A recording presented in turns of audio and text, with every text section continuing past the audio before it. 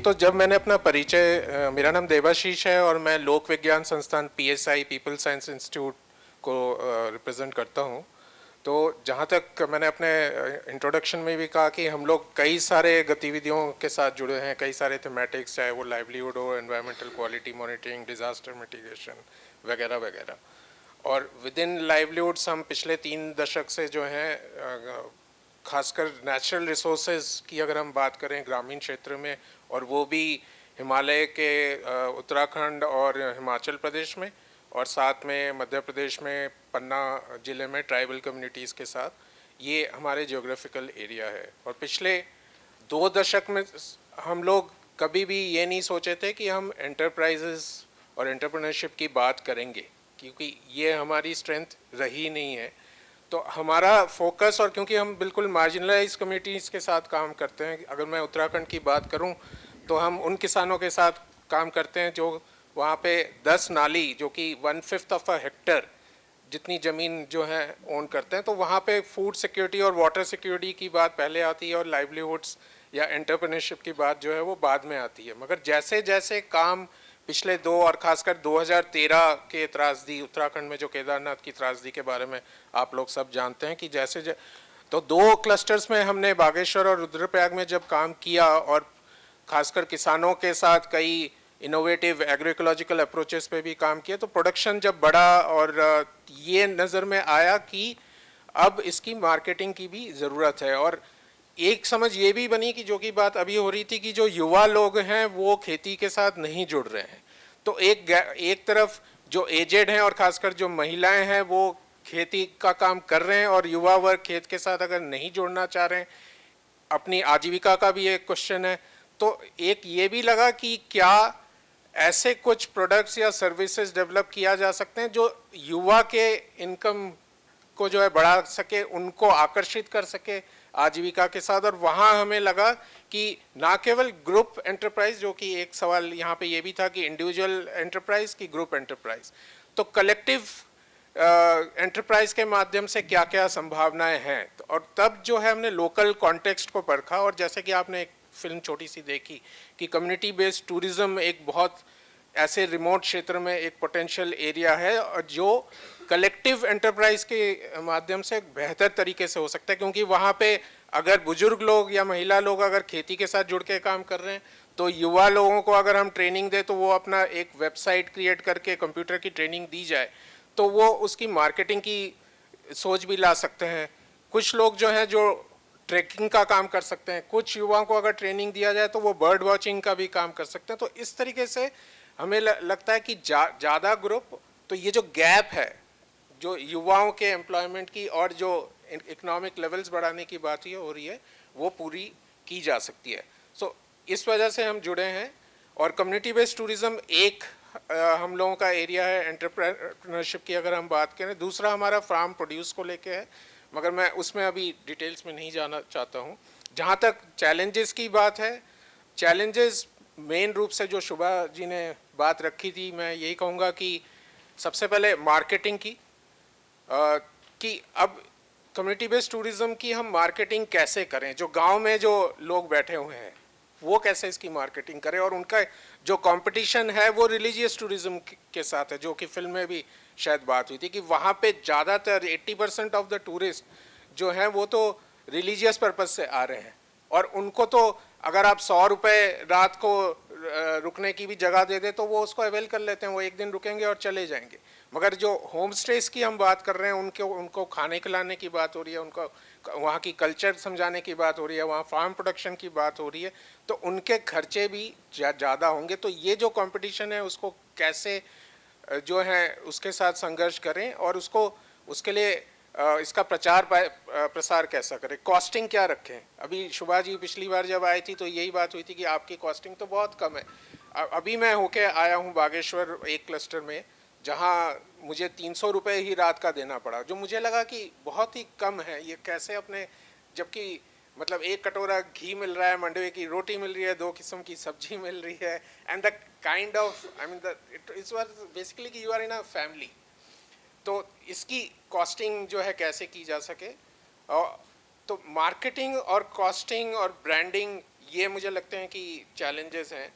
एक और उदाहरण मैं यहाँ पे, जो जब इंडिविजुअल एंटरप्राइज में, ये नहीं, ऐसा नहीं है कि ग्रुप की इंडिविजुअल, ये कॉन्टेक्स्ट सेटअप करता है, ये इंडिविजुअल लोगों की ज़रूरत तय करेगी कि कौन सा कहाँ जो है उपयोगी होगा। जैसे हमारे को लगा लोक विज्ञान संस्थान में कि हम डेवलपमेंट सेक्टर में काम कर रहे हैं, कई सारे जो प्रोफेशनल यूनिवर्सिटी से निकल के जो लोग आ रहे हैं वो गांव में रुक के कम्युनिटीज़ के साथ काम नहीं कर पा रहे हैं। और दूसरी तरफ ये युवा लोग, अगर हम पहाड़ों में जाते हैं तो कि आप क्या करने हो 12वीं के बाद, कि हम तैयारी कर रहे हैं। किसकी तैयारी कर रहे हैं? हम आर्मी की तैयारी कर रहे हैं। कितने लोग जाएंगे आर्मी में? तो 12वीं के बाद उनके पास यूनिवर्सिटी का एक्सेस नहीं है, उनकी आर्थिक स्थिति नहीं है कि वो बाहर जाके पढ़ाई करें।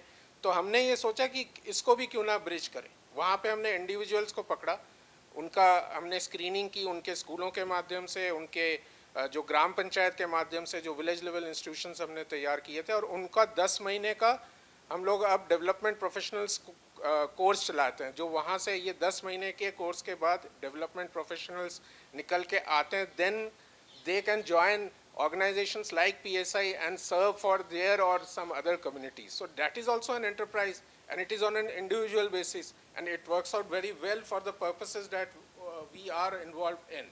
So there can't be a comparison, but definitely again the example जो मैं community based tourism का जो उदाहरण दे रहा था, वहाँ पे ये काफ़ी स्पष्ट हो जाता है कि बिना कलेक्टिवनेस के लिए वो काम भी नहीं करेगा। कैसे? जैसे कोई खाना बना रहा है, कोई उसकी खेती कर रहा है, कोई बर्ड वॉचिंग कर रहा है, कोई ट्रैकिंग कर रहा है, तो it has to be an anyway a collective enterprise. If I have reached my time limit, then I will. No, you have still 2 minutes. I will stop you, don't worry. या the other thing is, कैसे, मतलब मेरे को ये लगता है कि local context समझना बहुत ज़रूरी है जब भी हम ये एंटरप्राइज की बात करें। कि लोकल, जैसे हिमाचल में अगर कम्युनिटी बेस्ड टूरिज़्म की बात करें, और फिर मैं पन्ना में चले जाऊं तो वहाँ पे हमें फॉरेस्ट प्रोड्यूस ट्राइबल कम्युनिटीज़ की बात कर रहे हैं, तो हमें आंवला के बारे में सोचना होगा, हमें महुआ के बारे में सोचना होगा, हमें नीश प्रोड्यूस और सर्विसेज पहचानने होंगे। और दूसरी चीज़ जो ज़रूरत है वो है कंटिन्यूस सपोर्ट की, one time training. Like we have just entered this area in last 1 or 2 years. This is not our really expertise. हमें ये बार बार ज़रूरत महसूस होता है कि काश हमारे साथ कोई मार्केटिंग का व्यक्ति हो। तो इस तरह के व्यक्ति की ज़रूरत समय समय पे आती है, और उसका continuous follow up with the people और the stakeholders who are involve in such activities, कि उनकी ज़रूरत जो है क्या है। I will end. Okay. और कोई सवाल होगा तो? हाँ, कोई भी सवाल अगर है, जैसे फ्यूचर में क्या होना चाहिए, क्या क्या गैप्स दिखाई पड़ रहे हैं आपको, तो you can write and you can ask. No, may I invite mister Anubhav Joshi to share his thoughts. Thank you. 1 minute about your organization and then Okay. whatever. So I'll mix a little bit of Hindi and English because बिल्कुल, हाँ। तो Udaipur Urja is a farmers owned company. It was started in 2015 and वहाँ 18,500 farmer shareholders है हमारे। तो concept ये था कि जो ऑर्गेनाइजेशन ने हमको इंक्यूबेट किया था, सेवा मंदिर, तो वो काफ़ी सालों से, 50 सालों से साउदर्न राजस्थान में काम कर रहे थे। तो उन्होंने एक रियलाइज़ किया कि जो मार्केट बेस्ड डेवलपमेंट अप्रोच है, उसको आप एंटरप्रेन्योरशिप कह सकते हो या फिर एक्सेस टू मार्केट्स कह सकते हो, वो कम्युनिटी से वो नीड उभर के आ रहा था। जैसे देवाशीष जी ने भी कहा था कि प्रोडक्शन तो हो गया, लेकिन फार्मर्स कह रहे हैं कि अभी इसको बेचे कहाँ, इतना प्रोडक्शन करके क्या फ़ायदा जब बेचने का जगह ही नहीं है। तो उस तरीके के नीड्स कम्युनिटी से आ रहे थे। तो इसी कारण से उदयपुर ऊर्जा का संगठन बनाया गया and it was registered as a farmers owned company. तो इनिशियली जब रजिस्टर हुआ तो हमने भी सोचा कि किस स्पेस में काम किया जाए। आई मीन हाँ, एक तो तरीका है कि आप फार्मर्स से उनके जो भी एग्री प्रोड्यूस है वो खरीदो, मार्केट में बेचो, उनको एक सही वैल्यू दो and that is going to be the modus operandi की जिस तरीके से काम हो सकता है. लेकिन हमने रियलाइज किया कि एक्चुअली उससे एक जो अपन इकोसिस्टम का बात कर रहे हैं, एक इकोसिस्टम लेवल पे वो अप्रोच मतलब ठीक नहीं है, क्योंकि फार्मर्स को कम पैसा इसलिए मिल रहा था क्योंकि मार्केट उनको कम पैसा दे रहा था. So the lack was fair markets और एथिकल मार्केट्स. अगर पल्स तुअर का दाम अगर मान लीजिए मंडी में 50 रुपए में खुला है, तो गांव में वो मिडलमैन अगर 40 में खरीद रहा है, मतलब it's an issue not of the market, it's an issue of ethicality of the market. तो हमने इस स्पेस पे काम करने का सोचा कि हम एथिकल मार्केट्स बनाएंगे गांव में. और हमने 2 डिविजन्स चुने, क्लीन टेक्नोलॉजी और एग्रीकल्चर, क्योंकि हमको लगा कि ये 2 डिविजन से हम जो भी वहाँ के income plus standard of living के प्रॉब्लम्स हैं उसको हम सॉल्व कर पाएंगे. और इसको करने के लिए हमने एक वुमेन एंटरप्रेन्योर का नेटवर्क बनाया. हर गांव में एक वुमेन एंटरप्रेन्योर, और वो वुमेन एंटरप्रेन्योर गांव की महिला रहेंगी और वो एक 2-वे मार्केट का काम करेंगी. फार्मर्स अपना क्लीन टेक्नोलॉजी प्रोडक्ट्स उनसे खरीद पाएंगे, जो भी उनका रिक्वायरमेंट हो, सोलर हो, कुकिंग में हो, वाटर फिल्ट्रेशन में हो, एग्री इम्प्लीमेंट्स में हो. And at the same time जब एग्री प्रोड्यूस उनका निकलता है तो वो वही वुमेन एंटरप्रेन्योर को अपना एग्री प्रोड्यूस बेच पाएंगी. So it became like a two way market. और उदयपुर ऊर्जा जो कंपनी है, इन वुमेन एंटरप्रेन्योर्स के लिए मान लीजिए एक we consult with them, we provide them credit support, training, and we devise मतलब फाइनेंशियल मैकेनिज्म्स जिससे टेक्नोलॉजी फार्मर्स के लिए और चीप किया जाए. तो बेसिकली हम अभी 150 वुमेन एंटरप्रेन्योर के साथ काम कर रहे हैं अराउंड 300 विलेजेस में, और काम इस तरीके का है. Now I think coming back to the question of challenges. So when we started our work, we saw that one of the major challenges of creating entrepreneurs in rural areas is not economic. मतलब वो realization तब हुआ कि ये एक social challenge भी है. Now जो हमारे women entrepreneurs थे वो वहाँ के जो ST महिला थे साउदर्न राजस्थान में, आदिवासी महिला थे, तो उन्होंने कभी भी बिजनेस में अपना फुट रखा नहीं था. 200-300 सालों से वहाँ वो एरिया में जो बिजनेस कर रहे थे वो अपर कास्ट लोग थे. तो ये नहीं था कि उनको बिजनेस करने का मन नहीं था, एक सोसाइटल प्रेशर भी था कि हम इस वेंचर में नहीं घुस सकते, बिकॉज हमारे सोसाइटी से किसी ने ये नहीं किया. तो जब इनिशियली हमने अपना काम शुरू किया था तो ये फर्स्ट एक कम्युनिटी से वो आया था कि हम इसमें कैसे घुसे, हमारे फोरफादर्स ने तो कभी नहीं किया है, हम कैसे करें. तो वो आई थिंक जब हमने स्टार्ट किया था, that was the major challenge that we started with, more than the economic part of it. And later okay, once we overcame that challenge along with the support and everything. The other challenges were like वो women entrepreneurs का जो education level है, या फिर उनका जो expectation है, वो सोचते हैं कि business एक जादू की छड़ी है, आप आज शुरू करोगे कल से आपके घर में 10,000 रुपए आने लग जाएंगे. That is how business is perceived as. So वो जो business में जो patient capital का एक concept है, जो आजकल बहुत सारे बड़े बड़े स्टार्टअप्स भी भूल गए हैं, इसलिए 1 साल में बंद हो जाते हैं. बट पेशेंट कैपिटल का जो कॉन्सेप्ट है वो उनके दिमाग में रखना कि बिजनेस आज आपने शुरू किया है तो इसका रिटर्न ऑन इन्वेस्टमेंट आपको शायद 6 महीने बाद, 7 महीने बाद, 1 साल बाद, 2 साल बाद भी हो सकता है. तो वो सब इनिशियल लेवल चैलेंजेस थे. सो गैप्स का अगर मैं बात करूं तो इसमें हमने जो देखा कि गैप्स बेसिकली जब हम ये वुमेन एंटरप्रेन्योर्स के साथ हमने काम करना शुरू किया तो उनके पास कोई पैसा ही नहीं था लगाने के लिए. तो सबसे बड़ा गैप तो ये था कि बिजनेस स्टार्ट करने के लिए उनके पास कैपिटल नहीं है और उनके पास कोई क्रेडिट रेटिंग भी नहीं है. तो उनको कैपिटल देगा कौन, except if it is through a philanthropic model और अ डोनर बेस्ड मॉडल. या so that was I think the main gap that we found. Challenges so I've already touched upon that. And finally, I think going to the roadmap part of it is, I think there is on at a policy level or on a larger level, there is a need for patient capital to support grassroots entrepreneurs, जहाँ पे returns से भी ज़्यादा developing the business पे focus रहे, that sort of a capital.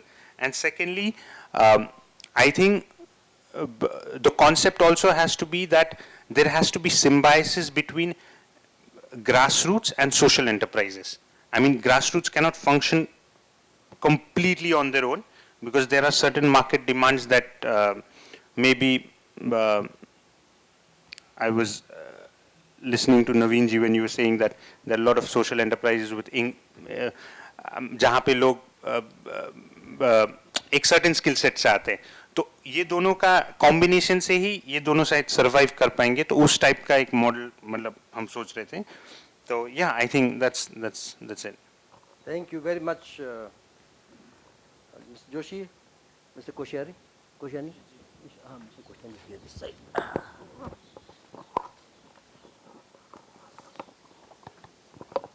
नमस्कार, मेरा नाम हरीश है और डेवलपमेंट सपोर्ट सेंटर लास्ट 25 साल से काम कर रही है और मैं अरवली ब्लॉक से गुजरात में से और स्टार्टिंग से अभी तक हमने जो काम किया है वो पूरा PIM वाटरशेड पे एग्रीगेशन पे काम किया है और अभी लास्ट 3 सालों से कॉटन पे प्रोजेक्ट आया उस पे काम कर रहे हैं। जो सर ने बताया हम लोग अभी कृषि धन में काम कर रहे हैं, प्रोड्यूसर FPO कंपनी है और 4500 फार्मर उसके साथ जुड़े हुए हैं, उसमें 50% महिलाएं है और 50% पुरुष है। लास्ट 2 साल से हम ट्रेडिंग का कर रहे हैं और कैटल फीड का और जो गवर्नमेंट का ग्राउंडनट का जो था वो भी हमने काम किया है और जो चैलेंज आ रहे हैं अभी तो हमारा सबसे कैटल फीड और जो सीड्स और पेस्टिसाइड का जो बिजनेस कर रहे हैं उसमें सबसे ज़्यादा चैलेंज डेबिट और क्रेडिट का जो चैलेंज रहता है। ज़्यादातर फार्मर को जो जगह से डेबिट में मिलता है वहीं जाके सबसे पहले खरीदी करते हैं और हम लोग 2 साल से डेबिट पे सबसे ज़्यादा दिया, तो अभी कृषि धन का इतना टर्नओवर नहीं है डेबिट के हिसाब से। डेबिट का जो किया था वो बंद कर दिया और कैटल फीड का जो है वो हमारा करीबन 40 लाख का टर्नओवर है। अभी तक 3 करोड़ का टर्नओवर कृषि धन ने किया है। इंटरप्राइज में जो हमारे यहाँ महिलाएं है, महिलाओं का 30-35 SHG ग्रुप है, उसमें मरी मसाला और जो हम लोग यहाँ से कैटल फीड का करता हो वो सब गांव में बेच रहे हैं, उसमें से कुछ मुनाफा करके कर रही है काम। और कोई क्वेश्चन नहीं है। Thank you, भैया. Now I request Mr. Jaiswal. Thank you sir. मेरा नाम कृष्ण कुमार जायसवाल है और मैं मेधा लर्निंग फाउंडेशन से जुड़ा हुआ हूँ। मेधा बेसिकली डायरेक्ट एंटरप्रेन्योर पे जो कि उद्यमिता पे काम नहीं करती है, हम बेसिकली काम करते हैं 21st सेंचुरी स्किल। हमको लगता है कि वो एंटरप्रेन्योर को ज़रूरत है, साथ साथ ग्रेजुएट को भी ज़रूरत है और हमको लगता है हर किसी को ज़रूरत है। देन हम लोग पहले ही जैसा कि एक रूटीन बन गया कि पहले हम लोग अर्बन से स्टार्ट करते हैं क्योंकि उस वहाँ पे ईजिली एक्सेस मिल जाता है और वहाँ से ही हम लोग स्टार्ट किए और ये लखनऊ की बात है। और उसके बाद हम लोग के दिमाग में कहीं ना कहीं था कि नीड तो अर्बन में था ही, लेकिन इससे ज़्यादा कहीं नीड रूरल में था। तो एक बार हम लोगों ने फिर इस अपने प्रोग्राम को वहाँ पे भी ले गए रूरल में, लेकिन कुछ समय बाद शायद हम वो इम्पैक्ट नहीं दिखा पाया वहाँ पे और वहाँ से मुझे बैक टू फिर अपने अर्बन में आना पड़ा। उसका रीज़न ये भी था, जो चैलेंजेस की अगर हम बात करते हैं कि पहली बात तो बच्चियों को अगर हम पूर्वांचल की तरफ अगर यूपी के उधर ईस्टर्न में जाएं तो बच्चियों को या तो फिर उनको बाहर अलाउ नहीं होता है जाने के लिए, या तो अभी मैंने सर का वीडियो देखा कि ग्राहक अगर आपके पास हैं तो आपका बिजनेस है, तो ग्राहक को मैं नीड से कंपेयर करता हूं कि हाँ नीड है तो आपका बिजनेस है।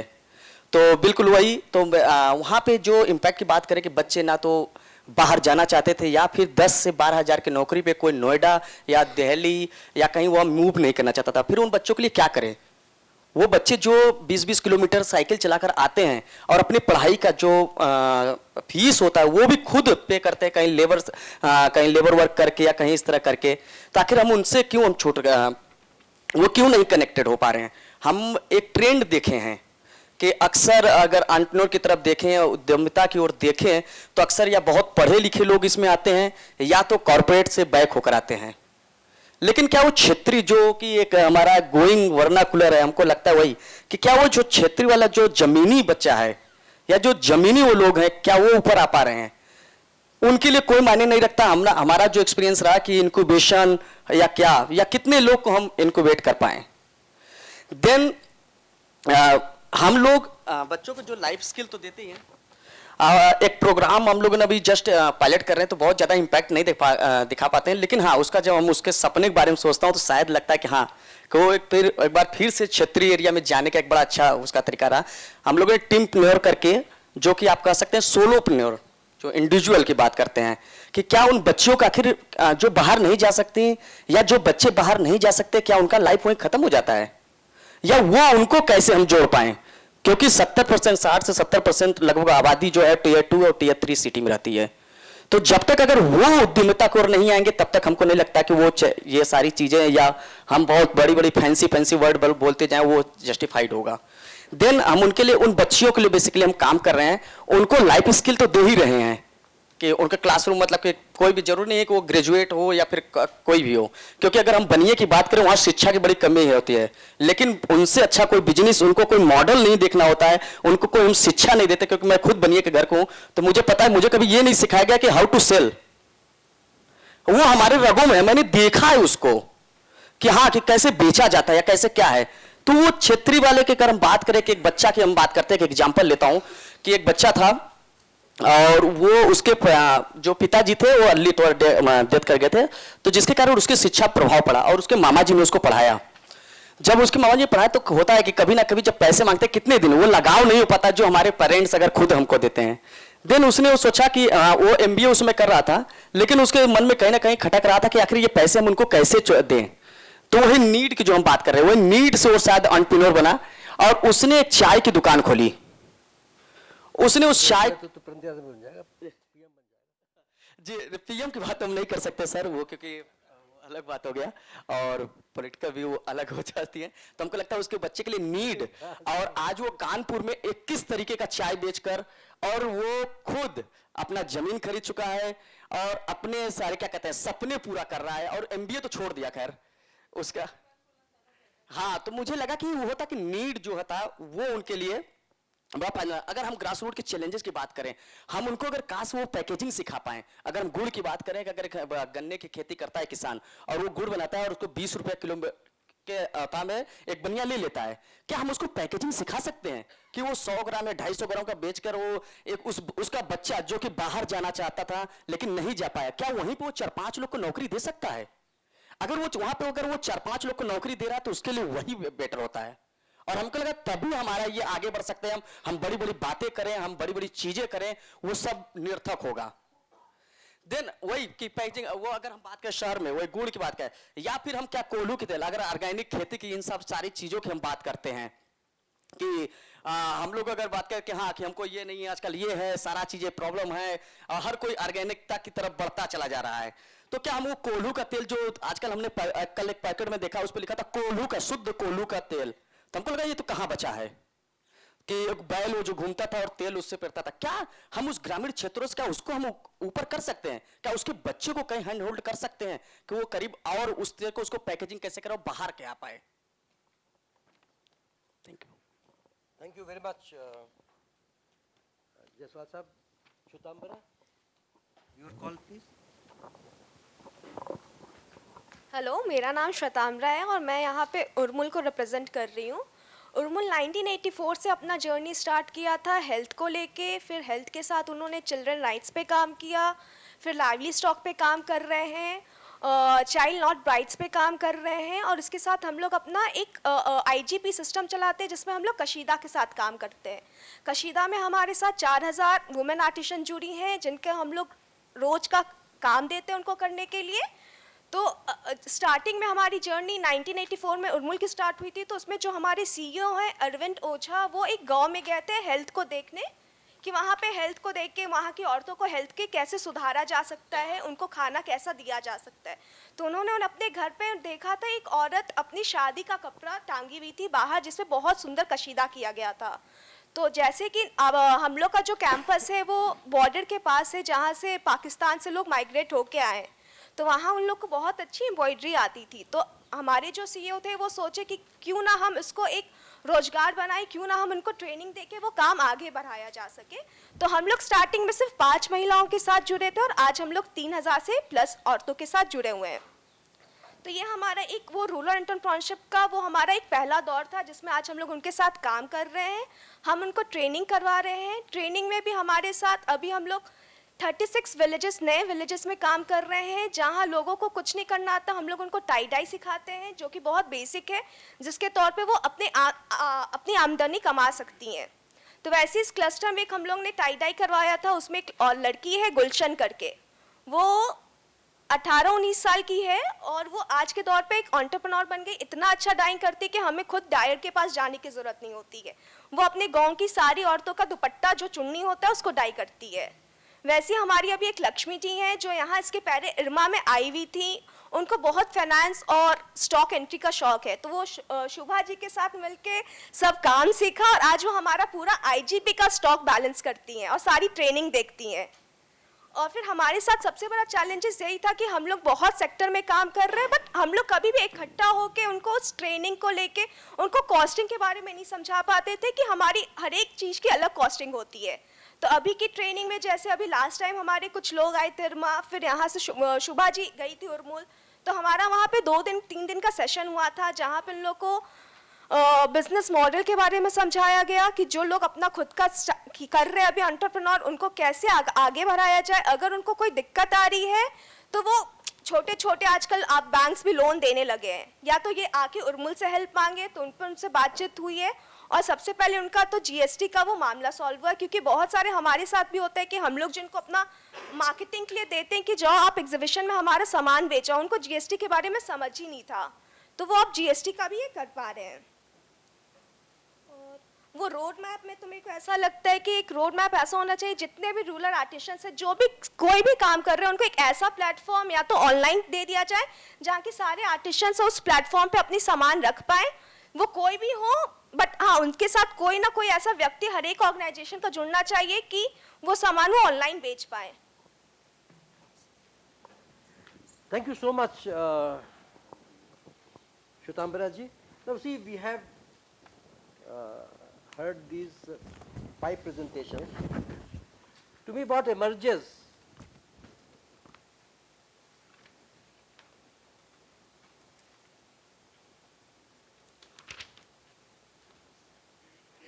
is that 2-3 times it came repeatedly that opportunities local or external. When you talk of, जब हम बात करते हैं अवसरों की, तो अवसर लोकल होने चाहिए या हम बाहर की मार्केट के बारे में बात करें वो होनी चाहिए। और 2-3 प्रेजेंटेशन में ये दिखाई पड़ रहा है कि अगर हम ऐसे अवसर आइडेंटिफाई कर सकें, ऐसे अवसरों को पिन पॉइंट कर सकें जो कि चाहे वो लोकल रिसोर्सेज पर हो या फिर लोकल स्किल्स पे हो, और उस पर वो हमारी स्ट्रेंथ है। हमारी आखिर गांव में हमारी स्ट्रेंथ क्या है? तो स्ट्रेंथ हमारी 2 चीज़ें हैं, हमारे रिसोर्सेज हैं हमारी स्ट्रेंथ, और हमारी स्किल्स है हमारी स्ट्रेंथ है। उत्तराखंड में रिसोर्स तो प्रमोट करो आप टूरिज्म, उर्बुल में स्किल्स प्ले ऑन स्किल्स। फिर दूसरी बात जो निकल के आती है कि भाई ये सब करने के लिए हमारे सोशल फैक्टर्स हैं, सोशल टेबल्स हैं, वो बहुत इंपॉर्टेंट है। तो वी विल, हमको अपने जो ट्रेनिंग मॉडल हमारा है उसमें कहीं हमको फैक्टर इन करना पड़ेगा to take care of social issues. अब सोशल इश्यूज में चाहे हम काउंसलिंग शुरू करें पेरेंट्स के साथ, या काउंसलिंग शुरू करें उनके प्रिंसिपल्स के साथ, या काउंसलिंग शुरू करें उनके सोसाइटी के साथ, लेकिन वो हमको एक मुद्दा रखना पड़ेगा जो अपॉर्चुनिटी आइडेंटिफिकेशन में पहले हम स्किल मैपिंग करें उस एरिया में क्या है, और उसके बाद हम रिसोर्स मैपिंग करें और उसके बेस पर देखेंगे हम क्या कर सकते हैं। क्योंकि गांव का छोटा जो किसान है या गांव का छोटा, अब अगर आप ये सोचते हैं कि चलिए, जब मैं काम कर रहा था तो अपने इंथुजियाज्म में सरसों बहुत होती थी गांव में, तो एक घानी अच्छी चल रही थी, तो हमका अच्छा ये तो घानी बड़ी अच्छी चल रही है, तो 4 घानी लगवा दी। नतीजा हुआ कि चारों मर गए, क्योंकि मार्केट तो घानी का था नहीं, बाहर बेचा जानते नहीं थे। तो जब हम प्रमोट करें वो भी देखें कि भाई जिसकी मार्केट क्या है और कहाँ है। ऐसा तो नहीं कि हम अपने उत्साह में ऐसा काम कर रहे हैं कि जो 10-20, ऐसा ही था वो जो बान होता है वो बनाते हैं, तो हाथ से लोग बान बनाया करते थे इकोना में, वो घास लोकर होती है, 50-60 फैमिलीज लगी हुई थी। हम लोगों को खादी वालों ने कहा सारे साहब ये तो हमारे पास मशीन है, तो मशीन पैर से चलाई जाती है और उसमें ऐसे रखिए तो वो रस्सी ऐसे बढ़ के और बाहर निकलती है, तो उसकी प्रोडक्टिविटी तकरीबन 20 गुना है। हमने 10 लगवा दी, वो तो चाचे चलने लगे, लेकिन उससे 50 लोग बैठ गए जो काम कर रहे थे। अभी भैया हम एंटरप्रेन्योर बना रहे हैं तो हमको ये भी देखना पड़ेगा लोकल लेवल पर उसका साइड इफेक्ट क्या हो रहा है, सोशल इंपैक्ट क्या हो रहा है। कि 10 एंटरप्रेन्योर तो बन गए, अपनी रस्सी बेचना शुरू कर दी उन्होंने सस्ते दाम पर, लेकिन जो हाथ से बन रहे थे उनकी प्रोडक्टिविटी है नहीं, खत्म हो गए। एक मार्केटिंग का इशू है, सस्टेनेबिलिटी का इशू है, बाहर के कंपटीशन का इशू है, ये सब चीजें तो हैं। एक अब बड़ी चीज ये है कि उनको कैसे मोटिवेट किया जाए। मैं कहानी छोटी सी बता रहा हूं कि एक बंदा था, वो कैसा, उसकी छोटी सी दुकान, उसके बाप की छोटी सी दुकान पकौड़ी और चाय बनाने की थी, लेकिन वो तो बाबू था, वो उसको शर्म लगती थी वहां बैठने में। तो जो हमारा ट्रेनर था कहले ठीक है अच्छा ऐसा करो, उसके पिताजी बीमार रहते थे, तो कहले कि ऐसा करो कि हम सामान लाएंगे, तुम्हारी जगह बैठेंगे और काम करेंगे और तुम बैठो खाली। तो पहले दिन गया, उसने खुद पकौड़ी बनाई, चाय बनाई, उस दिन उसका करीब 70-80 रुपए का बेचा उसने। कल तुम्हारा 20 रुपए का तुम्हारा सामान आया, 20 रुपए जो 50 रुपए जेब में रखे चला आया। अगले दिन फिर गया, 100 रुपए बिके, 150 रुपए बिका। तो वो बंदा देखा कि ये पैसे तो मैं लगाता हूँ 20, 25, 30 रुपए, 40 रुपए, और जितनी आमदनी होती है ये लेके चला जाता है। 10 दिन के बाद कहले साहब हम भी करना सोच रहे हैं। And then he started working on that, and he started making. So sometimes you need to see to believe. गांव में जब तक आप उनको बताएं कि ताजमहल कैसा है, उनको समझ में नहीं आएगा। अगर ताजमहल दिखा दो एक बार तो फिर समझ में आ जाएगा। तो गांव में जो लोग हैं they need to see to believe. They don't have, अब दूसरे उनकी जो अपॉर्चुनिटी होती हैं वो उतनी ही होती है कि जो उन्होंने देखी होती हैं। मैं जो गांव में काम कर रहा था तो उनसे पूछे भाई क्या कर सकते हैं, तो पोल्ट्री, डेयरी, फिशरी और उसके बाद फुल स्टॉप। और भैया और भी हो सकता है, तो कुछ औरतें टेलरिंग, क्योंकि उनको ट्राइसम में उसकी ट्रेनिंग दी गई थी सिलाई की।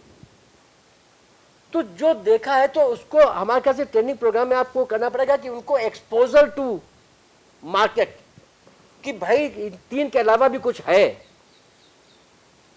किसी डेयरी में ले जाएं, दिखाएं कि क्या हो सकता है क्या नहीं हो सकता है। जैसे कि यहाँ पर जो बातचीत हो रही है लैक ऑफ फेयर मार्केट्स, ये भी एक बड़ा इंपॉर्टेंट इशू है कि भाई फेयर मार्केट्स हो, इथिकल मार्केट हो, लेकिन फेयर और इथिकल मार्केट वो छोटा किसान अपने दम पर नहीं कर पाएगा।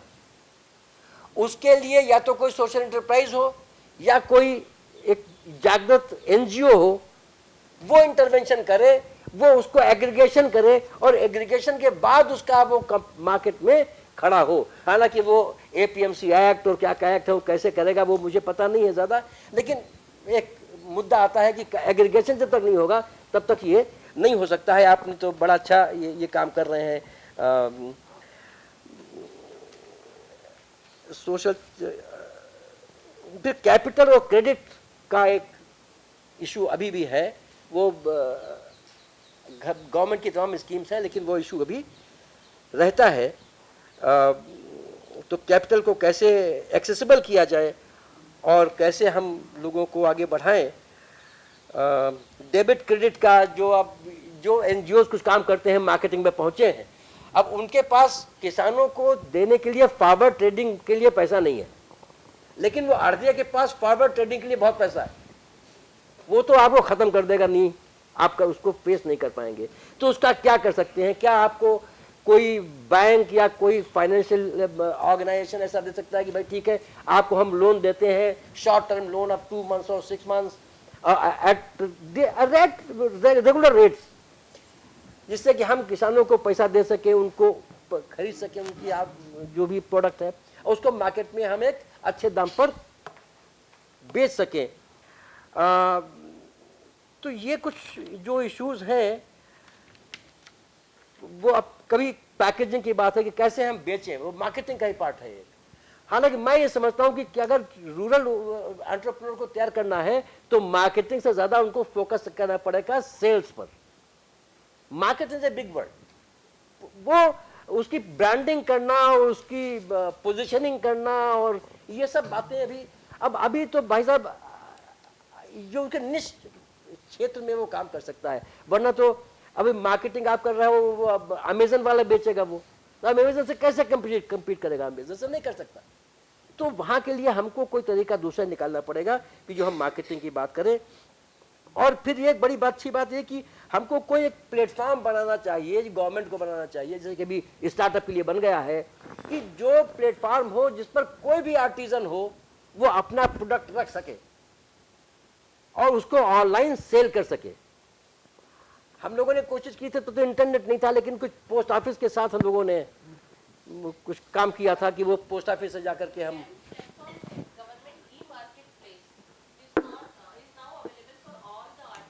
तो चलिए बड़ा अच्छा है, लेकिन उसकी जानकारी होनी चाहिए। अब तो ये सब इश्यूज निकल के आए हैं। अब अभी हमारे पास 20 मिनट है भाई, 20 मिनट बाद मैंने भी करी थी सबसे मिला करके। तो ये 20 मिनट में आपका योगदान हम चाहेंगे कि जो हमारे बंधु लोगों ने बात करी है और जो समस्याएं खड़ी करी हैं उन सब में आपका विचार क्या है, और आप जो रूरल जो ग्रामीण उद्यमी हैं, यंग बच्चे हैं जिसको डेमोग्राफिक डिविडेंड कहते हैं, उसके बारे में आप क्या सोचते हो? उनको कैसे हम इस इतना काबिल बनाएं कि वो अपना उद्योग कर सके, अपना बिजनेस कर सके? उसके लिए आप लोगों का जो मत है वो चाहे कोई सवाल के रूप में पूछे, कोई सवाल भी पूछना चाहेंगे तो कमेंट्स हो, आपके जो भी विचार हो आप रखिए प्लीज। सो मेरे एक्चुअली दो कमेंट्स और क्वेश्चन भी है, आप आंसर उसे कर सकते हैं। दिस इज तो ये लोग करेंगे, मैं तो सर समराइज कर। अच्छा ठीक है सर, आप आंसर मत करिएगा, इनसे आंसर करवाइएगा आज। I think and this is an internal dilemma that I am kind of going through. So I must have conducted so far about 10 to 15 trainings with grassroots entrepreneurs. Okay. In Hindi, English, whatever mix I could manage. The question that I'm really scared of, कि someday somebody will ask this question, sir आपने कोई business शुरू किया है? And I think it's a very deep question, because and then this is the question to everybody, and you know, because we're talking about including entrepreneurs. I will give that answer. नहीं ये वाला आप नहीं देंगे sir. Sorry.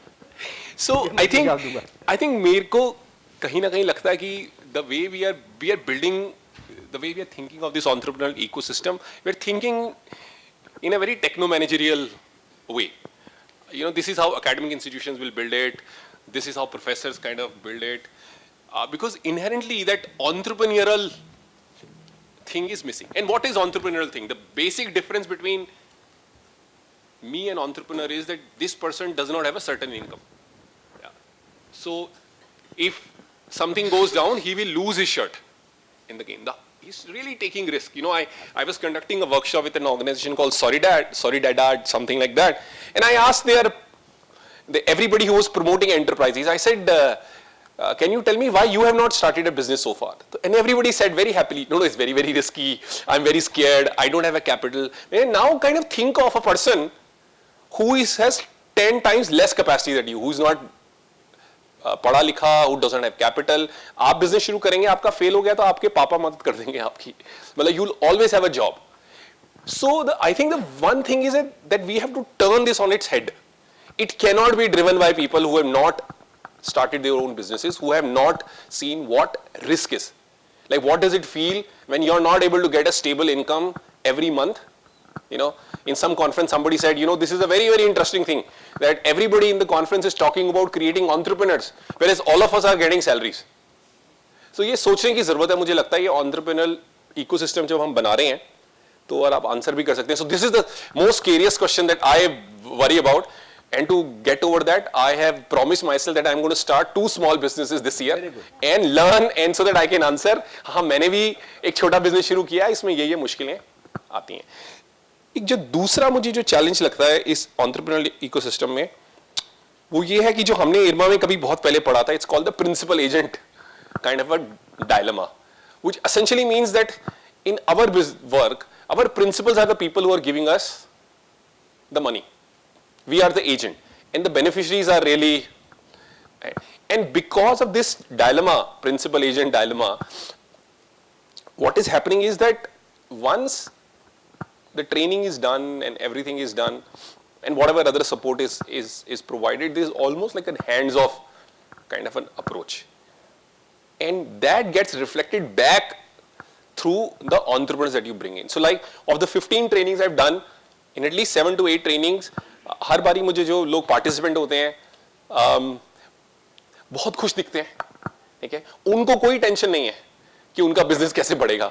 मैं उनसे बोल रहा हूँ आपकी एफपीओ है ये, इसका तो टर्नओवर 10 लाख रुपए है, आपके 3000 मेंबर हैं, मतलब आप तो 300 रुपए भी कंट्रीब्यूट नहीं कर रहे, या जो भी उनका अमाउंट है ऑन एन एवरेज. उनको कोई टेंशन नहीं है, वो कहते हैं सर एक काम करिएगा, 3 बजे छोड़ देंगे, मुझे शॉपिंग करने जाना है. तो कहीं ना हम मैसेज ये दे रहे हैं, ये उनका काम नहीं है, ये हमारा काम है, ये एफपीओ चलाना, ये एंटरप्रेन्योर को चलाना. रियल वर्ल्ड में ऐसा नहीं होता है. मतलब जो चाय वाला बैठा है उसे पता है कि अगर मैंने चाय का बिजनेस में मतलब थोड़ा सा भी हैंड्स ऑफ हुआ तो ये बंद हो जाएगा. आप बड़े से बड़े जो बिजनेसेस, बड़े जो इनफॉर्मल इकोनॉमी में ऑपरेट करते हैं, उसमें लाला को गले पे बैठना ही पड़ता है, नहीं तो वो चलने मुश्किल होती है. So I think these are the 2 things in my limited experience of the last 1 year that I'm struggling with. One is that how can we turn everything on its head and build an entrepreneurial ecosystem where the inputs and everything is coming from the entrepreneur and not from techno-managerial academic thing. And the second, how do we ensure that it's really not the NGO's job to, of course we get some funding and so it becomes a job, but at least we don't show it like that. Because the people who are on the ground, entrepreneurs, they get it really, really well. They understand it कि ये मेरा काम नहीं है, इनका काम है, मेरे को ट्रेनिंग देना और मेरे को एंटरप्रेन्योर बनाना. इसलिए वो 3 बजे बोलते हैं मुझे सर शॉपिंग करने को छोड़ दो, मुझे बैग खरीदना है, मुझे गांव ले जाना है, और ये खुश रहते हैं ट्रेनिंग में. अगर people were they really were worried ना कि यार मेरे को बिजनेस अपना बढ़ाना है, उनमें वो अगर आवो होती तो बात अलग थी. तो ये 2 चीजें मुझे लगता है सर कि काफी सोचने की जरूरी है. Now, we'll take questions so that ये पांचों प्रेजेंटेशन काफ़ी अच्छे, मतलब कुछ नया जानने को सीखने को मिल रहा है. मुझे जो अवस्थी साहब जो डर है ना एज ए डेवलपमेंट सेक्टर की, वो डर है कि एंटरप्राइज में भी वो एनजीओ वाली फीलिंग अभी भी आ जाती है. क्योंकि जहाँ तक एक दो मैं आपको कोट करूँगा कि हमारे प्रोग्राम वहाँ ले गए और वहाँ काम शुरू किया, हमारी एक्सपर्टाइज नहीं थी लेकिन स्कोप अच्छा था इसलिए हमने वहाँ किया. तो मेरा सवाल ये है कि जो चैलेंज आपने जो बताई, लेकिन किसी ने ये नहीं बताया कि governance itself a big challenge to run a collective enterprise. सुबह में अभी जैसे एक बात आई थी कि कलेक्टिव एंटरप्राइज या फार्मर्स प्रोड्यूसर्स को स्टार्टअप क्यों नहीं मानते, तो हमारा भी अनुभव यही रहा कि हु इज़ द फाउंडर, उसमें किसको लीडर बनाना चाहते हैं. ये एफपीओ की मीटिंग हम बुलाए तब वो आते हैं, एजेंडा कौन निकालते हैं, कृषि धन का. हम निकालते हैं, उनको तो पता ही नहीं होता है. So who are the backbone. एक बहुत अच्छा केस स्टडी जैसे नवीन जी ने बताया कि राजू भाई इज ना ओनर, और राजू भाई ने बैम्बू का अभी इतना सारा टर्नओवर, क्योंकि वो फाउंडर और वो रिस्क टेकर है. हमारे एंटरप्राइज में जो रिस्क टेकर है ना, शायद हम एनजीओ खुद पे लेके चलते हैं. This is what I also experienced. So मेरा सवाल यह है कि गवर्नेंस का इश्यू आपको लगता नहीं कि चैलेंज है? कल जाके पॉलिटिक्स आ जाएगी एंटरप्राइज में, क्या करेंगे हम? कोई जो लीडर अंदर अंदर ये कोऑपरेटिव सेक्टर पूरा अभी जो जिस तरह वी आर स्ट्रीमिंग आउट, तो यही चैलेंजेस है बहुत बड़ा. दूसरी बात ये मुझे लगती है कि हम एंटरप्रेन्योर बनाते नहीं यार, they are entrepreneurs, we are just boosting their passion. तो वो हमको देखना पड़ेगा और वो एंटरप्राइज मोड पे ले जाना है हर एंटरप्रेन्योर्स को. वो एक बहुत बड़ा वे फॉरवर्ड भी हम लोग बात तो करने वाले हैं कि किस तरीके से इसको लिया जाए. So again we have to think over as a NGO, as a civil society, कि एजेंडा कौन तय करते हैं. उनको क्या बिजनेस वाली फीलिंग तो आती नहीं है sir, I am sorry to say. जो बिजनेस कोर बिजनेस बोलते हैं वो फीलिंग अभी तक आना बहुत दूर की बात है. हम छोटा स्टेज पे चले हैं, कैनवासिंग शुरू किया, बिजनेस किया, लेकिन जो बिजनेस एंटरप्राइज जिस तरीके से देखते हैं वो हम लोग देख नहीं पाते हैं. So that is also concern. So we have to moralize think. Very good questions.